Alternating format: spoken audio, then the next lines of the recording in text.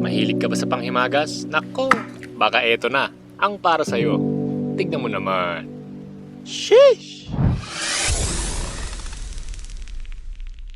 Unahin lang natin tong sago. Pag nawala na yung puti sa gitna, pwede na yan. Sa panibagong tubig, nilagyan ko lang yan ng asukal. Tapos lagay na natin ang perlas ng silanganan.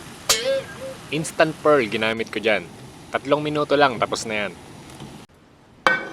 Dito naman tayo sa saging. I-simmer lang natin to. Tapos nilagyan ko lang yan ng dark brown sugar at vanilla syrup. Reduce lang natin yan, tapos transfer na natin yung sago.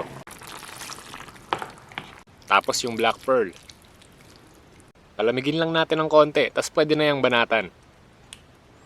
Kung umabot ka sa parting to, mag-comment ka naman para mabati kita. Shoutout sa inyong lahat, guys. Kung gusto mong matikman to, wag na. Hindi naman to masarap. Ako nang bahala dito. Ay, sorry. May nalaglag na leche flan. Tapos lalagyan pa natin yan ng evap. Sheesh! Pero kahit di nyo matikman, okay lang yan, guys. Hindi naman yan masarap.